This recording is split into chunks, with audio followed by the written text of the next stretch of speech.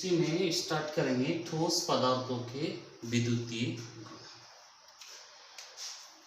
विद्युतीय गुण मुख्यतः ठोस पदार्थों में इलेक्ट्रॉनों के कारण होता है।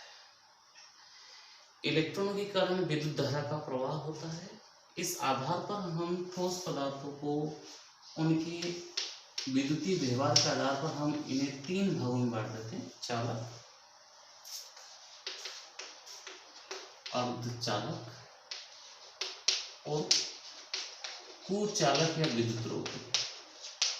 कुचालक या विद्युत रोधी। सभी जानते हैं चालक, कंडक्टर, वे सभी पदार्थ चालक होते हैं जिनमें से विद्युत धारा प्रवाहित होती है।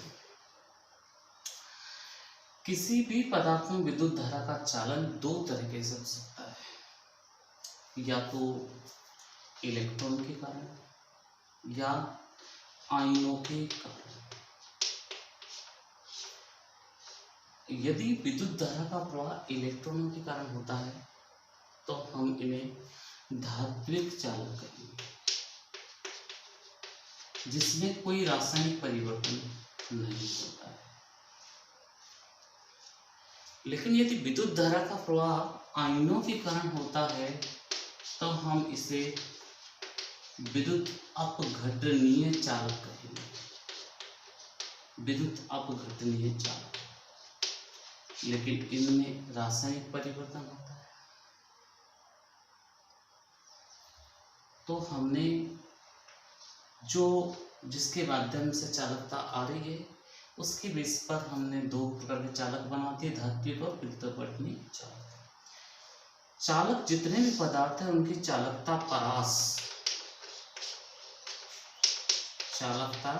परास 10⁴ से लेकर 10⁷ ओम इनवर्स मीटर इनवर्स होती है। ओम इनवर्स मीटर इनवर्स होती है। अर्धचालक पदार्थ उन्हें कहते हैं जिनकी चालकता चालक और कुचालकों के मध्य होती है। अर्धचालक जो बनते हैं वो सिलिकॉन और जर्मेनियम धातु के बनते हैं। सिलिकॉन और जर्मेनियम। कुचालक पदार्थ या विद्युत रोधी पदार्थ, वे सभी पदार्थ कुचालक होते हैं जिनमें विद्युत धारा का प्रवाह नहीं होता है, विद्युत धारा प्रवाहित नहीं होती है। तो हम ऐसे पदार्थों को कुचालक पदार्थ। कुचालक पदार्थों की जो चालकता परास होती है वो होती है 10⁻⁻22 से या 20 से 10⁻⁻10 ओम इनवर्स मीटर इनवर्स। अब इसकी चालकता परास इनके दोनों के मध्य होगी, यानी कि 10⁻⁻6 से लेकर 10⁷ ओम इनवर्स मीटर इनवर्स या 4 तक। 10⁻⁶ से लेकर 10⁴ ओम इनवर्स मीटर इनवर्स, ये इनकी चालकता परास होती है। अब इस टॉपिक से क्या क्वेश्चन बन सकता है? एक तो क्वेश्चन बन सकता है कि चालक पदार्थों में विद्युत धारा का प्रवाह किस किस माध्यम से होता है। तो आंसर रहेगा एक इलेक्ट्रॉन और दूसरा आयन।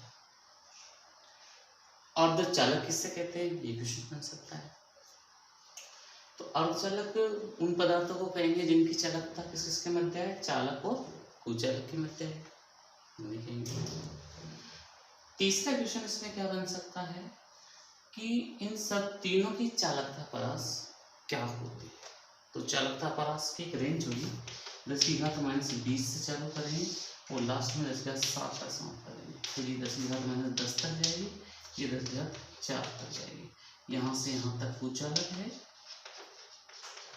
यहाँ से यहाँ तक अर्धचालक है और यहाँ से यहाँ तक सुचालक या चालक। तो ये एक रेंज हो गई। एक क्वेश्चन बहुत अच्छा बनता है कि चालकों की चालकता ताप के बढ़ने के साथ घटती है, जबकि अर्धचालकों की चालकता ताप के बढ़ने के साथ बढ़ती है। ये क्वेश्चन बहुत अच्छा होता है। चालक पदार्थों में क्या होता है, जैसे ताप बढ़ता है तो प्रति इकाई क्षेत्रफल में इलेक्ट्रॉन या आयनों की संख्या घट जाती है, जिससे प्रतिरोध बढ़ जाता है, तो चालकता घट जाएगी। लेकिन यही बात जब अर्धचालकों में देखी गई, तो अर्धचालकों में चालकता का कारण इलेक्ट्रॉन और होल होते हैं। जैसे ही आप टेम्परेचर बढ़ाएंगे, तो उस स्थिति में इलेक्ट्रॉन और होल की संख्या बढ़ेगी। ज़्यादा इलेक्ट्रॉन उत्पन्न होंगे, होल ज़्यादा बढ़ेंगे, तो इलेक्ट्रॉन और होल की संख्या बढ़ने के कारण इनकी चालकता बढ़ जाती है। एक छोटा सा टॉपिक है हमारा ठोस पदार्थों के विद्युतीय, इससे अधिकांश क्वेश्चन आए भी है। Thank you.